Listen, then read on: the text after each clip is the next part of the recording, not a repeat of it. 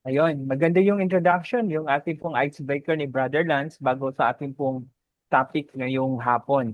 And yes, kanina napaganda ng mga sagot sa dulo na tayo po ay guaranteed. May 101% pinggol na siguradong tayo ay pupunta sa langit. So basically, yung ating pag-uusapan, ito ang dahilan kung bakit tayo ay nagagarantihan. Sigurado, may assurance tayo na sa langit ang punta natin. So kaya nga parang naisip ko ng konti kanina. So kung kabisado na tanggap natin yung kaligtasan ay alam natin dahil kay Kristo, so anong purpose para ulitin natin at i-present ko ngayong hapon anghelyo o ang magandang balita. Siguro ay para magkaroon po tayo ng ma-repress tayo ng pinakamagandang regalo sa atin ng Diyos ay ating kaligtasan. And of course, pangalawa, kung tayo po ay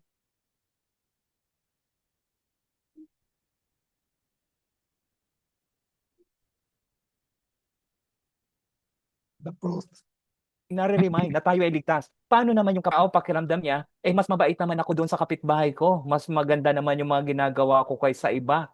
So palagay ko, save na rin ako. So alam natin ang katotohanan. So ngayon, kung tayo po ay ma-repress, baka yung intention, ligtas ka na, ligtas tayo, paano naman sila, sharean din natin sila ng magandang balita. So para nandito tayo, para tayo pa parang mag-review. At muli, maniriwa sa ating puso gaano po kaganda ang regalo sa atin ng Diyos na tinanggap na nga ba natin ng totoo, isinasabuhay natin. Gusto kong itanim yung tatlong salita, no. Alam mo ba yung ebanghelyo o yung magandang balita? Alam mong ligtas ka pero kailangan pumasok sa ating puso.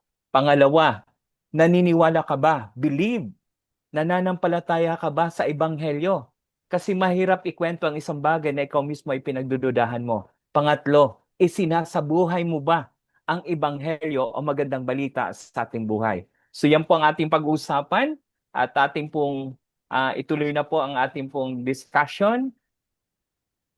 Introduction lang po, mga kasama, para mas lalo nating maintindihan yung ating pong pag-uusapan. Though alam kong alam nyo na po ang Ebanghelyo. Pero tanggapin po natin na ang ating pong pagkatao ay may tatlong sangkap. Tayo po ay may tatlong bahagi. Medyo ito lang yung parte na English. Kanina po mayroon tayong bisita si Julian na una't nagpaalam na. Sabi ko, maka ako'y duguin sa ilong kung English ko ng dire-diretso. Hindi ko naman sinabi, buti umalis siya. But the idea, sana kasama pa rin natin siya. But the idea is, sa parting ito, English lang ito, yung mayroong diagram dyan na mayroong tao. Tatlo ang sangkap, yung spirit, ano po? Ito yung fellowship, yung pakikipag-ugnayan natin sa Diyos. Konsensya matatawag minsan. Intuition, ano po? Parang may nag-guide sa'yo. Parang may nararamdaman ka mga posibleng pwedeng mangyari. Intuition. Yan po yung spirit part ng ating pagkatao. Pangalawa, yung soul. Ang soul, ikaw mismo yan. Ako mismo yan. Yan mismo tayo. Yung kaluluwa, yung soul. Yan po yung ating pag-iisip. Yan po yung tayo po kung anong gusto natin. At yan po yung emotion natin. So, ibig sabihin, kung sinong totoong ikaw, hindi yung body, kundi yung soul. Minsan nga sinasabi na tayo po ay nakatrap sa body, itong ating katawan. Ang totoong tayo ay yung kaluluwa. And of course, yung pangatlong bahagi natin ay yung ating katawan. Ano po ba ang basihan na itong tatlong bahagi ay biblikal? At kailangan natin tanggapin na lahat tayo, pinaniniwalaan natin ng mga katuruan, kung ito po hanggat maaari ay hango sa Biblia. Yan po ay makikita, itong tatlong sangkap po sa Thessalonica 5:23.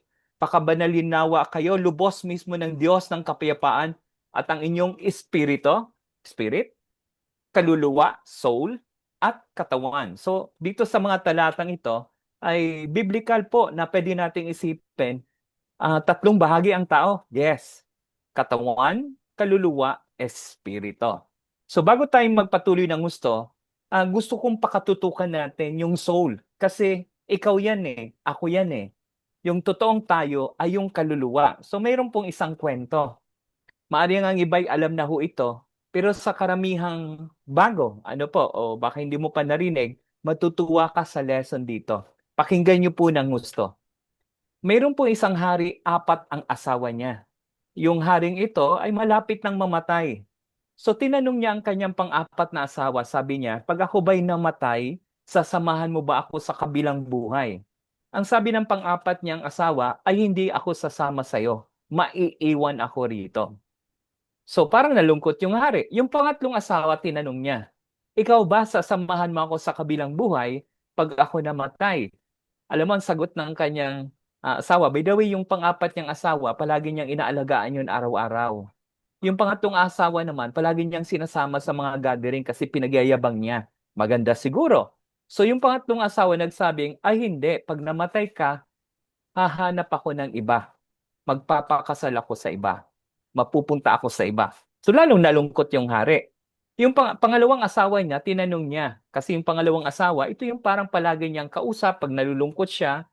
Ano po, sabi niya, ikaw ba sasamahan mo ako pag namatay ako? Sabi ng pangalawang asawa, hindi. Sasamahan kita hanggang libing lang. Hanggang doon lang. Pero hindi kita pwedeng samahan sa kabilang buhay. So lalong nalungkot po yung hari. So yung una niyang asawa, yung first wife, yung original wife, tinanong niya, ikaw ba hindi kita masyadong napapansin? Hindi masyado kitang inaaruga, hindi masyado kitang ipinagyayabang. Baka malamang hindi mo talaga ako samahan pag tinanong kitang sasamahan mo ba ako sa kabilang buhay. Pero nagulat ang hari kasi ang sabi niya nung kanyang first wife, pag ikaw'y namatay, sasamahan kita sa kabilang buhay. So yung original, yung first wife, ang pumayag na samahan siya sa kabilang buhay. Kayo po, tayo po, lahat po tayo ay mayroong pong tinatawag na apat na asawa rin. May apat akong asawa, hindi po literal ha. May apat ka ring asawa. Ang pang-apat nating asawa, yung pang-apat mong asawa, ay yung katawan natin. Na pag namatay tayo, hindi naman po talaga yan sasama sa kabilang buhay. Maiiwan yan dito sa lupa. Yung pangatlong asawa, ito yung cellphone mo. Ito yung bahay mo. Ito yung napundar mo. Ito yung kotse mo kung meron kang kotse. Ito yung mga properties mo na parang ipinagyayabang natin na meron tayong accomplishment. Mga na-achieve sa buhay. Na pag namatay tayo, hindi po yan kasama sa kabilang buhay. Bagkos, ang mga bagay na yan ay mapupunta sa iba. Di ba? Parang sagot ng pangatlong asawa, mapupunta ako sa iba. Yung properties natin, mapupunta lang yan sa mga naiwan natin sa buhay. And of course, yung pangalawang asawa, ito yung ating pamilya. Nagmamahal sa atin, nag-aaruga, nag-a-advise, pero pag namatay tayo, hanggang libing lang ho talaga sila. Pero ang ating unang asawa, na kasama natin for all eternity, ay ang ating kaluluwa. Yung kaluluwa natin, ang sadyang soul, tayo yon. Gaano natin inaalagaan ang ating kaluluwa? Marami tayong masyadong pinag-iisipan, yung katawan natin, lalo pag may sakit tayo. Ano po, yung properties natin, hindi mo lang makita ang cellphone mo, natataranta ka na. Hindi mo malaman kung saan mo hanapin. Pero yung kaluluwa natin, gano'n natin siya minamahal, iniingatan, pinapakain. Salita ng Diyos, ano po ang pagkain ng ating kaluluwa? Katulad ng ating pong pinag-uusapan ngayon. Ang akin lang, mayroon po akong nakuhang talata. Ito ay common, pero sa iba, isa puso nga po natin ang pangalawang Korinto 4:16 to 17. Kaya't kami ay hindi pinanghihinaan ng loob, bagamat ang aming panlabas na pagkatao, panlabas, katawan, ito yung ating flesh, ano po, ay nabubulok. Pwede natin i-translate na may disability. Ako, may spinal cord. Nahihirapan akong kumilos, naninigas ang aking katawan, yung aking chest. So, nabubulok, nadidikay, parang nagkakadeperensya ang katawan. Ang aming panloob na pagkatao, ito naman yung nasa loob, yung totoong tayo. Yung soul ay binabago sa araw-araw. Ibig sabihin, nagdidikay man, may diferensya ang ating katawan, pero yung totoong tayo ay dapat naman lumalago dapat. Sapagkat inihahanda tayo nitong magaan at panandaliang kapaghatian, yung pinagdadaanan natin ngayon sa ating katawan. Ano po? In pain tayo, nahirapan tayo, struggle tayo. Pero, yung inahanda, yung panloob, yung soul, para sa walang hanggan at di masukat na kaluwalhatian. Walang hanggan eternity. Yung ating kaluluwa ang for eternity. So, kailangan nating ma-internalize ng gusto. Ano nga ba talaga ang dapat nating pahalagahan? Yung mga nakikita natin na mawawala o yung nasa loob natin ng ating pagkatao, yung kaluluwa, alam natin na may eternity. Kaya pag-usapan natin ang isang magandang topic, isang napakagandang desisyong ginawa mo na o maaaring gagawin mo pala ngayon o baka ma-repress ka ngayon. Ano ba yon? Pinakamahalagang desisyong ginawa mo sa buhay mo o gagawin mo pala ngayong hapon pagkatapos ko kung ikaw po ay bago. Ano nga ba ang pinakamahalagang desisyong maaring nagawa mo na or gagawin mo pa lang? Kasi minsan may mga desisyon tayong nag-oo ka, pero hindi mo naintindihan. Maganda yung oo na alam mo't naintindihan mo kung bakit ka nag-oo. Sana I pray ngayong hapon, mas lalong tumimo sa atin. Pero kung talagang sadyang naintindihan mo naman yung gospel, ano po, at alam mong ikay ligtas na ligtas, sana magkaroon po tayo ng desire. Paano naman ang iba? Kailan mo ibabahagi yung binabahagi ko sa iyo ngayon? Nabubuin ko po nawa sa gabay ng Holy Spirit ay lalo nating maintindihan ano ang magandang balita. Sa introduction na, ano ba ang pinakamalagang desisyon sa buhay mo? Maaring gumagawa tayo ng mga iba't ibang uri ng desisyon na pwedeng mababaw lang, simple lang. Halimbawa, mamayang dinner, ano kaya ang kakainin? Kanina bago ako mag-umpisa, hindi ko na na-reply yung aking pong kasambahay, ang message niya sa akin. Kuya, ano bang lulutuin nating ulam?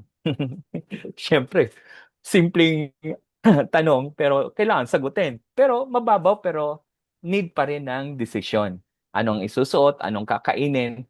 Meron ding mga desisyong makabuluhan katulad na ng saang kumpanya ka mag-a-apply, anong trabaho kaya ang gusto mong pasukin. Aba, hindi siya basta simple. Makabuluhang desisyon po yan. And of course, may mga major decision tayo na pwede makapagpabago ng buhay mo. Halimbawa, kung ikay binata, sino kaya ang liligawan mo at mapakasalan? Aba, yung pag-aasawa, lalo sa Pilipinas, ay wala pang diporsyo. Yan po ay, at hanggat maaari walang divorce. So, yan po ay pwedeng makapagbabago talaga ng buhay mo. So, sa akin, may mabababaw, makabuluhan, at nakakapagbabagong buhay na desisyon. Pero, mayroong isang desisyon na gagawin mo o baka ginawa mo na may epekto sa eternity, sa walang hanggan. Gusto kong ma-remind tayo na yung ating desisyon na tayo ligtas na, sana hindi lang sa bibig, sa dila, o naiintindihan natin sa mind natin. Sana na isa puso natin dahil kung yan po ay nasa puso natin, magkakaroon tayo ng burden. Ligtas ka. Of course, wala nang luha, lungkot sa langit, pero baka sumaglit bigla sa isip mo sa langit, paano ko naman nasa kabilang panig, 'di ba? Kung may langit, may impyerno, yung ibang mahal mo sa buhay, 'di ba? Paano naman sila? So ngayon hangga't maaari, yung pinakamagandang decision mo pag na-repress ka ay ma-remind tayo para naman sa iba. Okay po. So may pag-uusapan po tayong apat na katotohanan tungkol sa gospel o sa magandang balita. Ma-repress po tayo, ma-remind tayo. Ang una pong katotohanan, mahal ka ng Diyos. Alam mo yan. Pero ngayon, damhin mo at dandahanin ko. Pagod ka na, nahirapan ka, marami kang problema, lito ka, pakiramdam mo nag-iisa ka, pero ang isang katotohanan na hindi mo pwedeng itanggi, mahal ka ng Diyos. Mahal tayo ng Diyos. At gusto niya, niyais niya na makasama ka niya ng for all eternity. Magkaroon ka ng buhay na walang hanggan sa piling niya. Sapagkat gayon na lamang ang pag-ibig ng Diyos sa sangkatauhan, kaya't binigay niya ang kanyang kaisa-isang anak upang ang sinumang sumampalataya sa kanya ay hindi mapahamak kundi magkaroon ng buhay na walang hanggan. John 3:16. Alam mo po yan. Yan po ang buod ng Biblia. Yan po ang pag-ibig ng Diyos sa atin. At pangalawa, bukod sa gusto niya makapiling kanya for all eternity, yun na po yung salvation, ay magkaroon din naman tayo ng masagana at makabulahang buhay kasama siya. At pwede po yung maranasan habang tayo nandito sa lupa. Dumarating ang magnanakaw para lamang magnakaw, pumatay at manira. Naparito ako upang ang mga tupa ay magkaroon ng buhay isang buhay na masagana at ganap. Di ba parang ang sarap na parang pakiramdam natin kung meron mang iba, masasabi mo na lang, sana all. Pero actually, dapat yan para sa lahat. Kaya nga lang, sa kabila nito, maraming tao ang hindi nakakaranas na makabulang buhay at hindi nakakasiguro. Kumbaga kanina, baka nag-atubili ang isang kasama natin, no judgment, ano po, na hindi niya matype. Sigurado ba ako na ako'y punta sa langit? Hindi nakakasiguro kung sila'y may buhay na walang hanggan dahil sapagkat kasi may pangalawang katotohanan na dapat tayo mapalalahanan. Ano po yung ikalawang katotohanan? Likas na makasalanan ang tao, kaya't nawalay siya sa Diyos. Kumbaga, sabi nga nila hanapan mo nga ako ng eskwelahan na nagtuturo paano mainggit yung isang bata. Bata pa lang, in-enroll mo. Ang kanyang subject paano magyabang, paano magsinungaling, paano maging maiinggitin. Wala naman nagtuturo nun Wala namang kursong ganun Pero bakit minsan maiisip mo, kung walang nagtuturo, bakit mayroon ako? Bakit minsan makasarili ako? Bakit minsan makayabang ako? Hindi naman ako tinuruan ng ganun. Kasi likas na sa tao. Tayo ay fallen, broken. Mula na magkasala si Adan at Eva, tayo po ay, sabi natin, fallen ba? Andun po ang tending magkasala kasi likas sa atin. Kasi nawalay tayo sa Diyos. Sabi po yan sa Romans 3:23, ang lahat ay nagkasala sapagkat ang lahat ay nagkasala at walang sinumang nakaabot sa kaluwalhatian ng Diyos. Pwede mong sabihin, mabait naman ako dyan, brother Hindi naman ako nagnanakaw. Hindi naman ako nakikiapid. Wala naman akong pinatay. Ang kasalanan ay hindi lang naman tungkol sa mga kilala, popular, sikat, yung may mga kaso't kinukulong. Kasalanan din ang pagsisinungaling. Nakapagsinungaling ka na ba? Kasalanan din naman na kahit paano, konting kupit, pag nanakaw pa rin yun. So kung may ginawa ka, then makasalanan tayo. Kung sa 10 utos nga ng Diyos, hanapan mo ako naka-perfect ng 10, may sumasabi talaga. Isang kasalanan lang, out of 10, ang tayo po ay medyo matisod, automatic tayo makasalanan. So wala talagang nakaabot. Lahat talaga ay nagkasala. At ang katotohanan pang isa, ang kabayaran ng kasalanan ay kamatayan. Yan po ang sinabi ng Roma 6:23. So tayo nawalay sa Diyos dahil tayo makasalanan. So distinct tayo na tayo ay parusahan ng kamatayan. Speaking po ng kamatayan, mapalalahanan po tayo. May dalawang klaseng kamatayan. Una, di ba tayo po ay nasa katawan? Yan po ay physical na kamatayan. Sabi po sa Hebrew 9:27, itinakda sa mga tao na sila ay minsang mamatay at pagkatapos ay paghuhukom. Ano po, mamamatay po tayo. Wag mo pong sabihin sa kapatid, sa kasama mo. Hello, Elise. Pa-close muna ng iyong audio. Salamat po. Pwede mong sabihin sa kasama mo sa bahay, mamamatay ka. Actually, lahat tayo mamamatay. Ano po, do hindi naman natin balak mag-una-unahan. Pero siguradong inevitable, mangyayari na lahat ng tao ay mamamatay. Ano po? So, yung nga lang, dahil tayo may kaluluwa, mapansin nyo, namatay pero parang may continuation. May judgment pa. Kung talagang walang kaluluwa, namatay, tapos na, period na. Kaso sabi sa Bible at pininiwala natin ng Bible, may judgment. Hindi naman i-judge yung katawan. Patay na, nabulok na, nag-decay na, nailibing na. Yung tayo haharap sa Diyos. Yun ang paghahandaan natin. Pangalawa po, yung pangalawang kamatayan na tinatawag, namatay yung katawan, sabi po sa Pahayag 21:8, subalit malagim ang kasasapitan ng mga duwag, ng mga taksil, ng mga nagpasasa sa kasuklam, suklam na kahalayan, ng mga mamamatay tao, ng mga nakikiapid, ng mga mangkukulam, ng mga sumasamba sa Diyos, Diyosan. Parang pakiramdam mo, ay hindi ako yun, hindi ako yun, hindi ako yun. At lahat ng mga sinungaling, yun lang, sumabit bigla tayo. Ang magiging bahagi nila ay sa lawa ng nagliliyab na asupre. Ito ang pangalawang kamatayan. So, anong ibig sabihin ng pangalawang kamatayan? Yung namamatay ka sa hirap, Pero hindi ka naman namamatay talaga. Kasi nga eternity din po ang impyerno.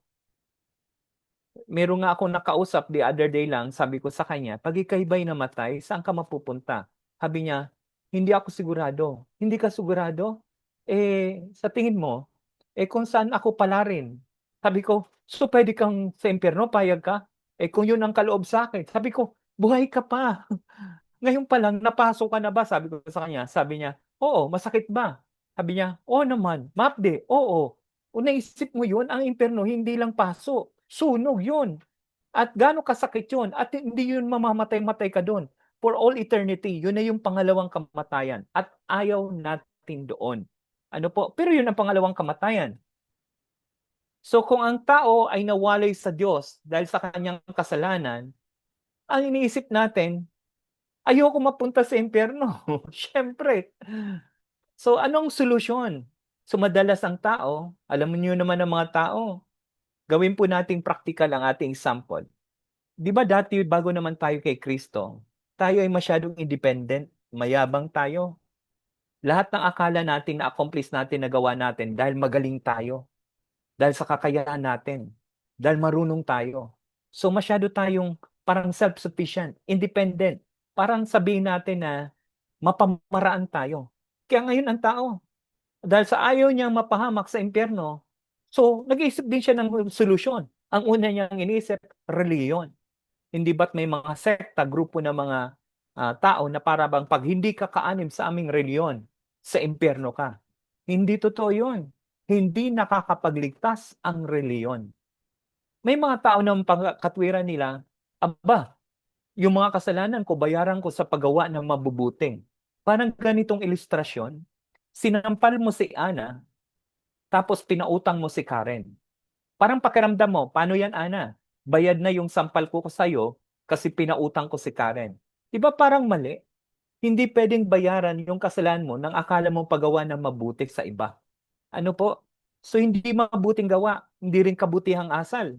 Na pakiramdam mo, ang bait ko. Pwede.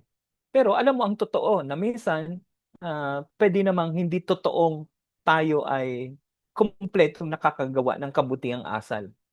Akala mo yun ang solusyon. Akala natin yun ang solusyon. Pero actually, iisa lang ang solusyon. Iisa lang ang solusyon. At yun po ang pangatlong katotohanan. Ang pangatlong katotohanan, si Hesus Kristo lamang ang tanging daan patungo sa langit. Only Jesus Christ. Siya lamang talaga ang paraan. Again, meron po nga po akong kausap the other day lang. Parang minsan, di ba, isa sa maaring dahilan, hindi ko po nilalahat, kung bakit ang ibang tao ay atubili, kahit baligtas na siya. Alam na niya yung gospel. Alam niya na parang pakiramdam niya alam ko ng katotohanan, ligtas na ako, tinanggap ko na yung truth. Pero bakit hindi makapag-share? At nasabi ko yun doon sa kausap ko. Kasi minsan pakiramdam natin na para bang baka hindi tayo karapat-dapat. Ano po? Na pakiramdam natin hindi tayo marunong. Pero ang nasabi ko lang doon sa kausap ko, alam mo kung bakit kaya ako nakakapag-share? Kaya tayo dapat makapag-share? Kasi unang-una pinaniwalaan ko ang Biblia. Hindi kailangan magaling, matalino, edukado. Alam mo yun, matalino? Kailangan lang pagpapakumbaba, basahin ang Biblia, humingi na tulong sa Holy Spirit. Ang Bible ang maglilid sa atin sa katotohanan. Sabi ko sa kanya, ang Bible, alam mo, 44 authors, samantala ngayon, 3 authors lang sa isang topic, magkakagulo na. Itong 44 authors na to, magkakaibang henerasyon, daang taon ang pagitan, pero walang contradiction. Yung Bible, thousands of years na, andyan pa rin. Ano meron sa Bible? So hindi siya simpleng basta libro lang. Ito ay salita ng Diyos. Ang Bible, ang nagbibigay sa atin ng katotohanan. Kaya ako pinapaniwala ng Bible. At sabi ng Bible, John 14:6, sinasabi ni Jesus, ako ang daan, ang katotohanan at ang buhay.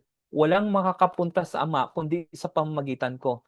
Kung pinapaniwalaan mo ang Bible, paniwalaan mo ang salita sa John 14:6. Si Jesus lamang po ang daan, ang katotohanan, at ang buhay.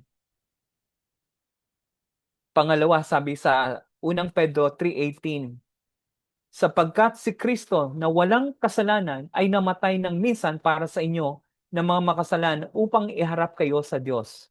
So sabi sa Bible, bakit tayo ligtas? Si Jesus Christ ang namatay para sa ating mga kasalanan. Siya ang nagbayad. Yung dapat tayo ang parusahan, pero siya ang umako, siya ang tumanggap ng parusa. So ibig sabihin, kung may umako at tumanggap ng parusa, yung dapat atin ay nabaliwala na. Patunay na, parang minsan ang question ng iba talaga bang dapat si Kristo? Talaga bang dapat na siya lang ang paraan? Minsan, di ba, minsan ang tao parang andun pa rin yung pag-iisip na, di ba pwedeng galingan ko na lang ng gusto, paggawa ng mabuti? Parang minsan hindi maisip ng tao na sabi ng Biblia at ang katotohanan ay si Kristo lamang. Kaya lang minsan pakiramdam ng tao, ano yung basihan? Bakit siya? Kasi si Jesus Christ ay nabuhay ng muli. Minsan parang ang dating kasi para sa ibang tao, syempre Diyos siya, nabuhay siya. Kundi ang point lang doon is, the idea, kung nasabi mong, Diyos siya, kaya siya nabuhay. Exactly. Diyos siya na needed mamatay at namatayin at nabuhay ng muli. Ibig sabihin, ganun na lang yung sacrifice niya na nangyari ginawa niya just to save us. Sabi diyan sa Roma 1:3-4, ay tungkol sa kanyang anak, ang ating Panginoong Hesukristo, tungkol sa kanyang pagiging tao, siya ipinanganak mula sa lahi ni David at tungkol naman sa Espiritu ng kabanalan, ipinahayag siya bilang anak ng Diyos sa pamagitan ng isang makapangyarihang gawa ay kanyang muling pagkabuhay. Kung hindi nabuhay si Jesus Christ, wala itong Kristyanismo. Wala itong faith, wala itong gathering natin.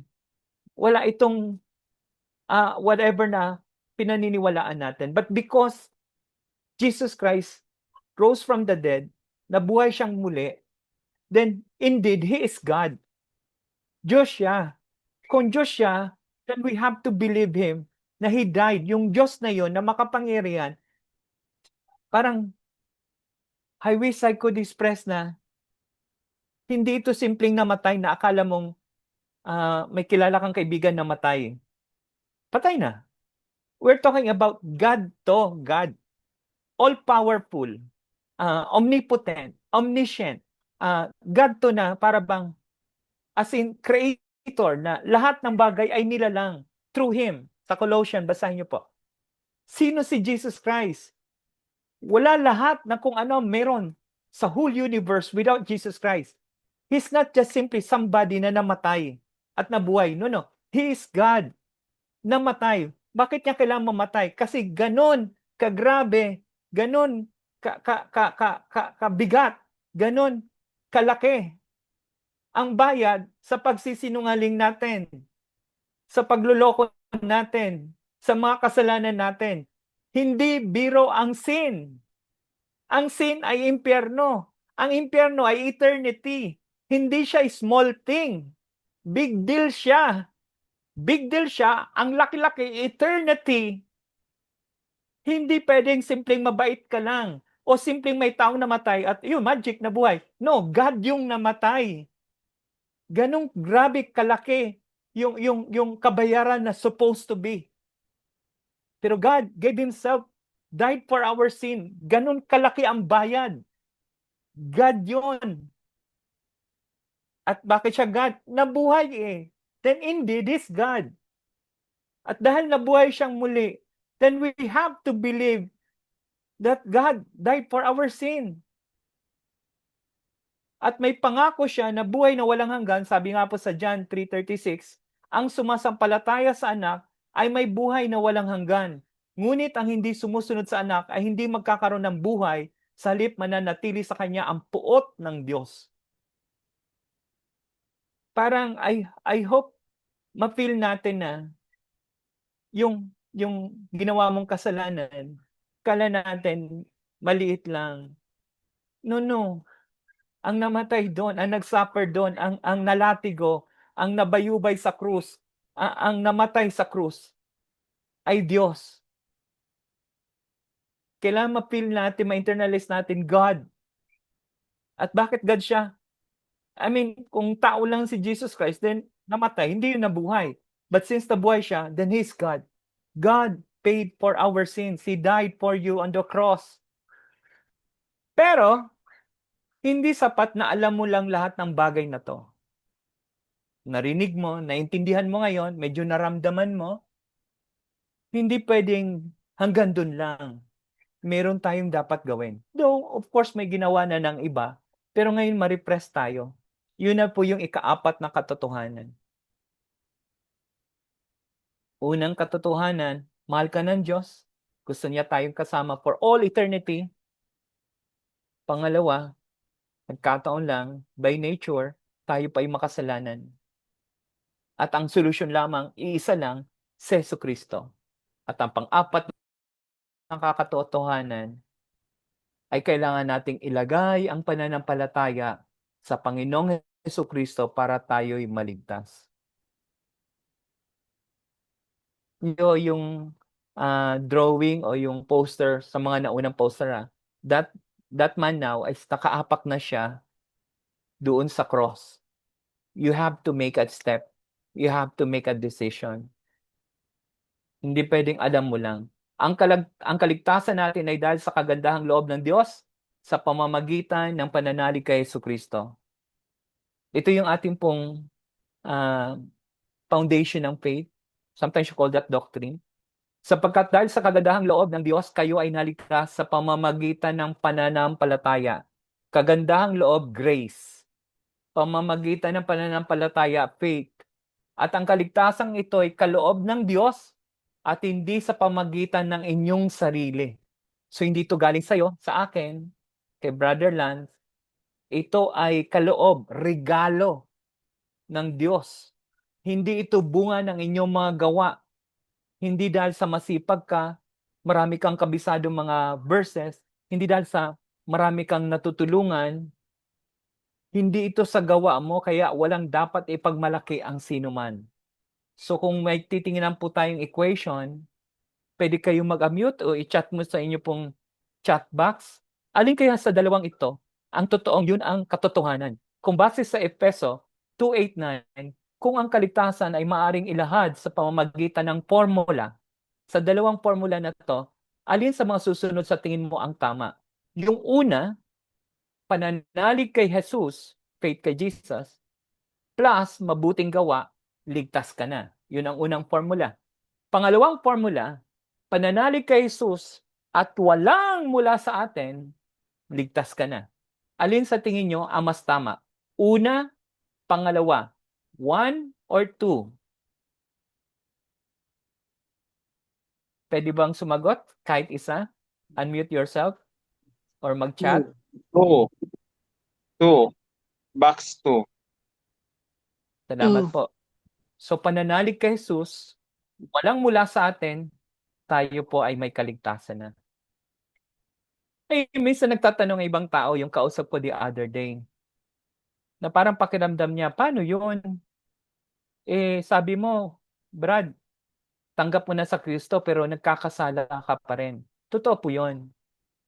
Hindi naman porket tayo pa'y tumanggap kay Kristo ngayon, perfect na tayo, banal na tayo.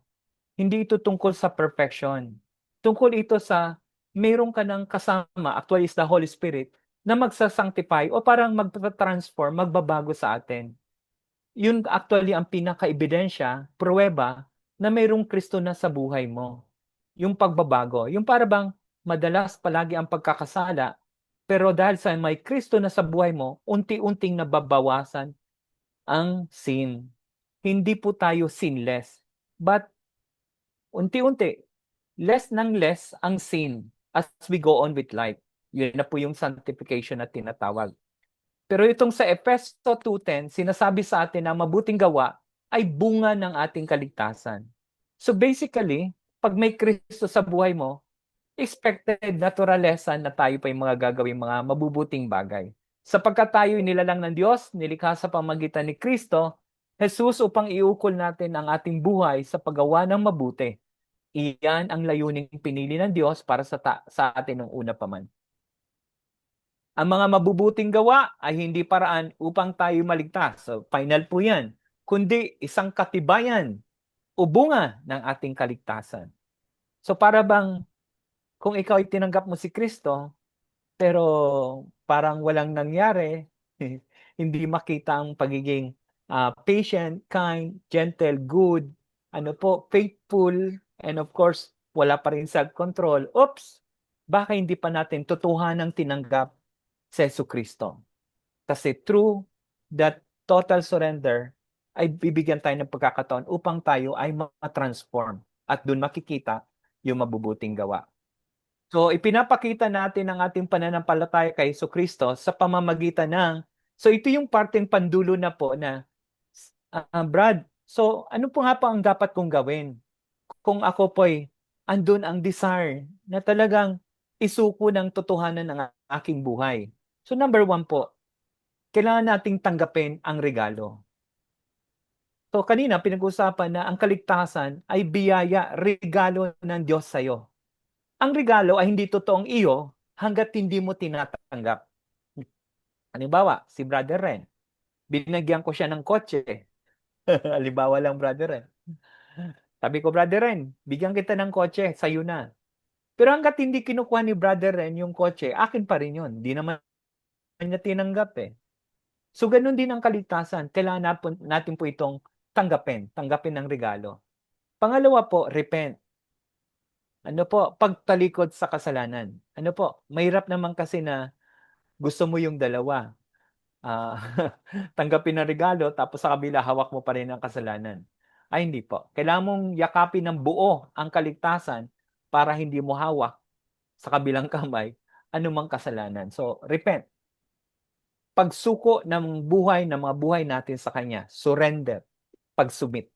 Hindi ko po sinasabing ito ay kumpleto, ganap na 100% na magagawa mo o natin. Pero andun po yung intention na yan po ang gusto nating gawin. Patulong tayo sa banal na espiritu na tayo ay patuloy na magpasakop, sumuko at tumalikod sa kasalanan. Sapagkat kamatayan ang kabayaran ng kasalanan, ngunit ang libreng kaloob ng Diyos ay buhay na walang hanggan sa pamagitan ni Kristo Jesus na ating Panginoon. Romans 6:23. Ang sinumang nagnanais sumunod sa akin ay kinakailangang itakwil niya ang kanyang sarili, pasanin ang kanyang krus at sumunod sa akin. So, bukang bibig to ni Brother Lance, di ba? Sa ating grupo. It's no longer about you. It's no longer about us. It is all about Jesus. So, hindi na ito tungkol sa sarili mo. Si Jesus na, ang ating Lord and Savior. Ipinangako ng Diyos na makakatiyak kang merong buhay na walang hanggan kung mananampalataya at magtitiwala ka kay Jesucristo. So pag nag-surrender ka, nag-submit kay Jesus Christ, you recognize Him really as your Lord and Savior, isinusulat ko ito sa inyo upang malaman ninyo na kayong sumasampalataya sa anak ng Diyos, kay Jesus, ay may buhay na walang hanggan. Di ba? Minsan, alam lang natin, tinanggap ko si Jesus. Now, we know the verses, di ba? Nakasulat sa Biblia na totoong pag tinanggap mo si Jesus, you are saved. Ito ang desisyon na magtatakda ng iyong panghabang buhay na tadhana. Maaring nagtiwala ka na sa Diyos sa maraming bagay. Of course, in the past, di ba? Parang, Lord, kailangan ko ng pera. Lord, help me. Marami tayong dahilan para tumakbo kay God noon na parang wala pang klaradong relasyon sa Diyos. Ngunit ngayon, nais niyang magtiwala ka sa Kanya lamang para ikaw ay magligtas. Pero pagdating sa salvation, yung eternity, ang mindset dapat natin, focus natin, Lord, ikaw lang talaga.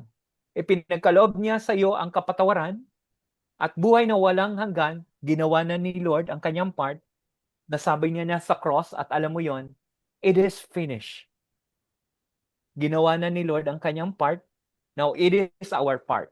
At nais niya magkaroon ka ng personal na relasyon sa Kanya.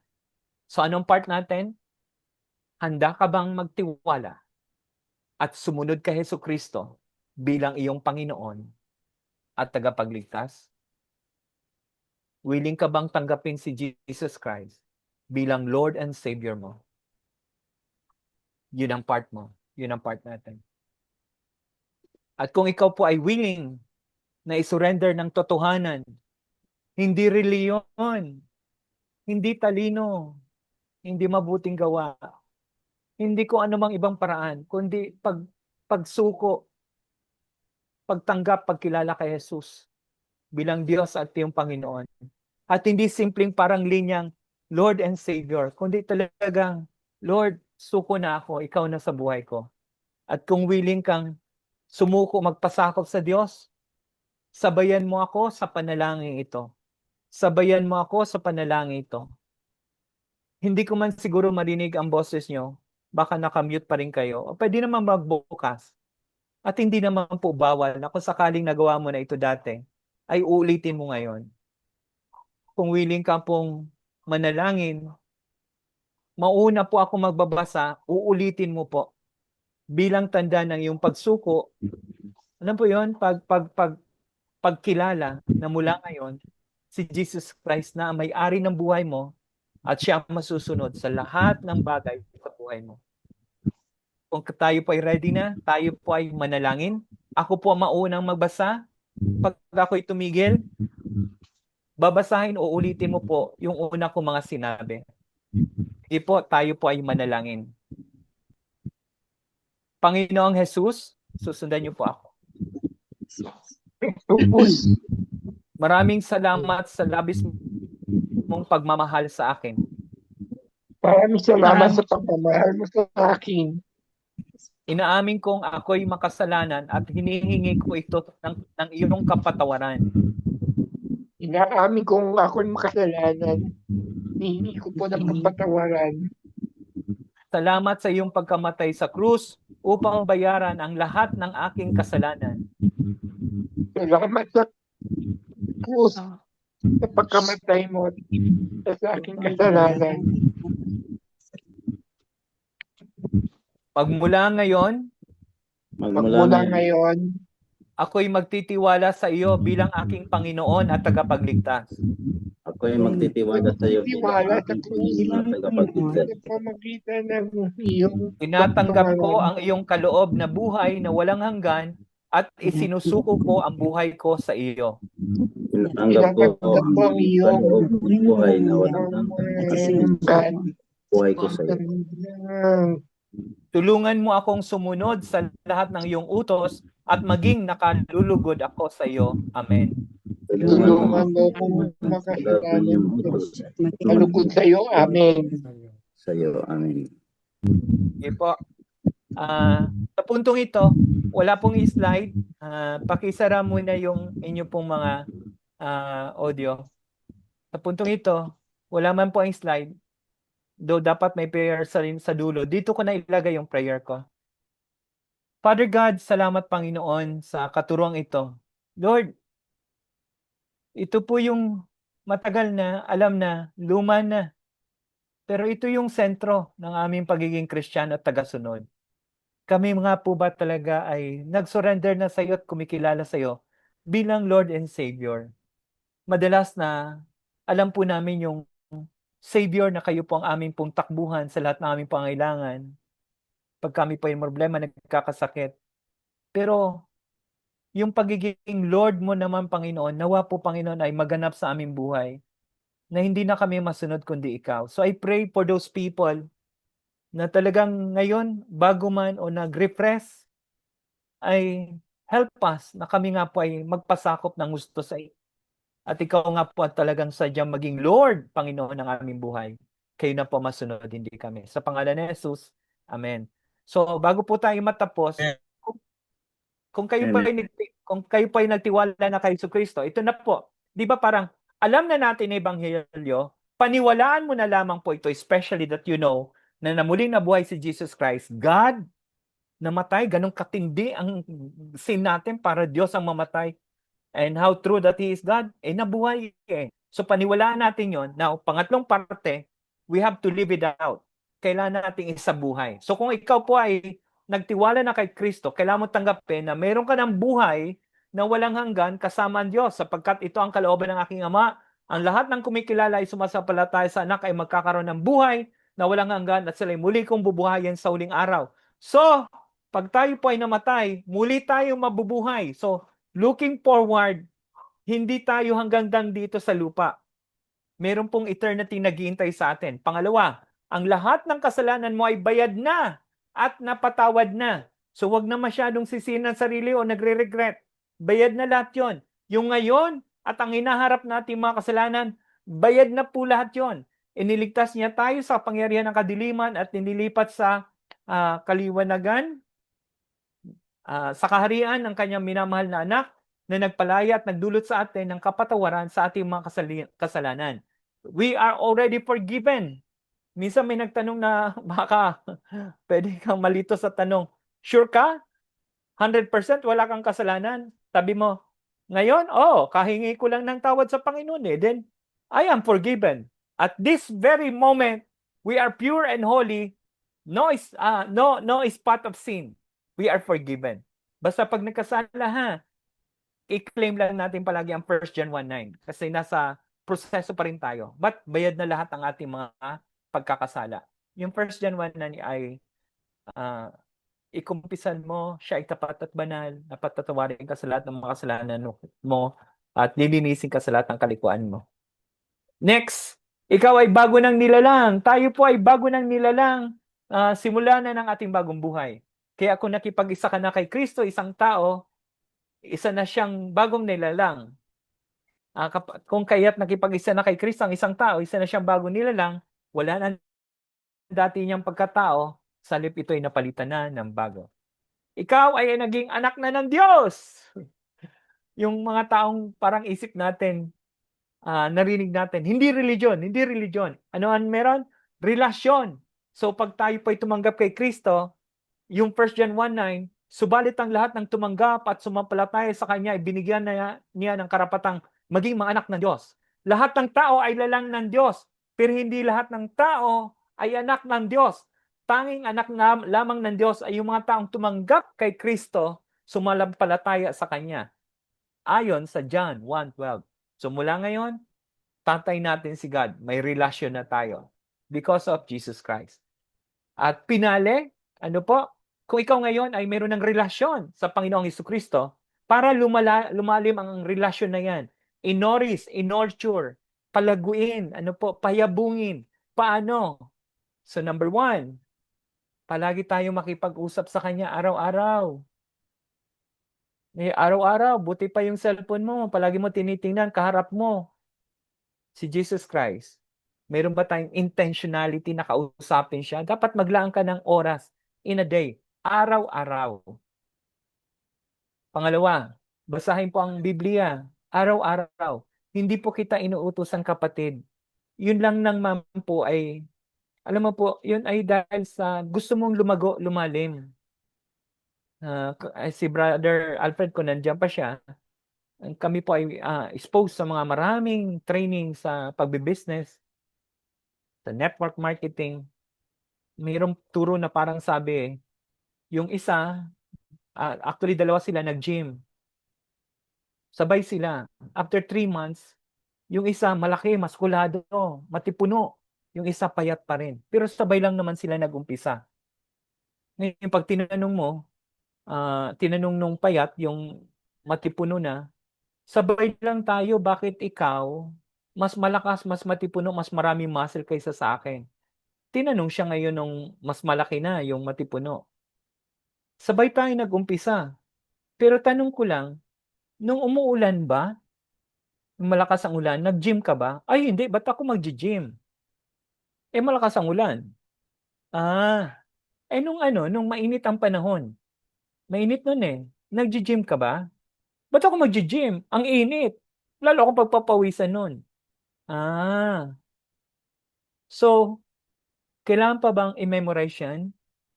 Kung mas malaki yung isa, dahil wala siyang excuses, kay umulan, kay bumagyo, kay mainit ang panahon, araw-araw siya halos nag-gym, consistent siya, kaya siya ang lumaki. Gusto mong lumago ang iyong pananampalataya. Magbabasa ka lang ba ng Bible? Pag libre ka lang?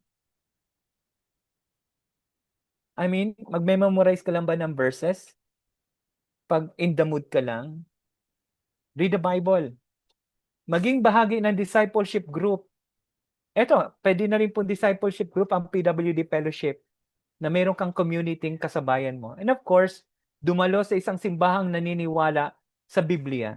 Ako, marami akong pinagpipray ng mga kaibigan, hindi tungkol sa religion.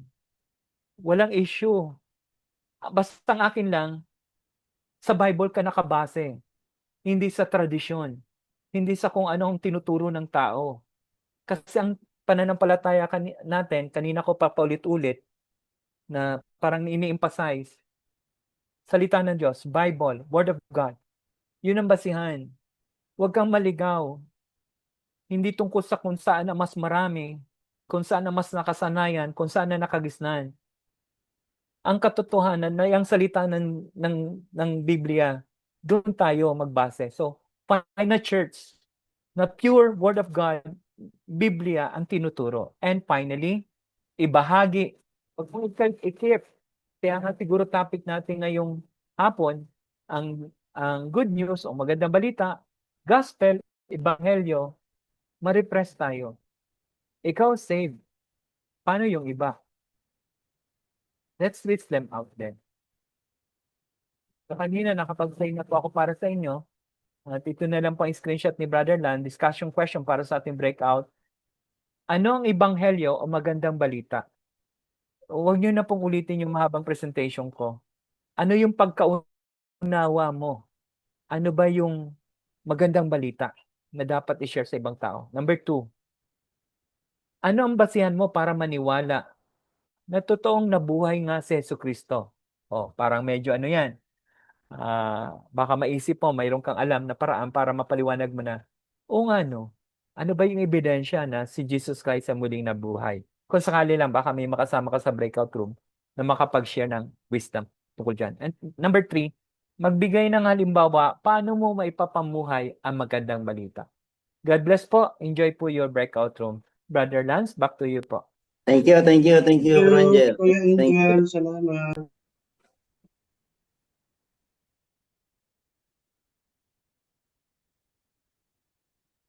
Amen. Ayan, thank you po. Thank you, Brother Angel. Alright, praise God. God So, bless. before tayo Amen. mag-break out, Thank you po. open muna natin yung mga cameras natin so we can take a picture. Ayan.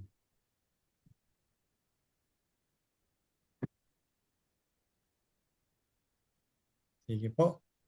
Doon lang po sa mga pwede mag-open. Doon po sa hindi, okay lang po. At alam po namin na yung mga Ay, hindi problem po kasi ako marunong mag-open lang ng camera. Okay lang bro, or sa inyo. Ayan.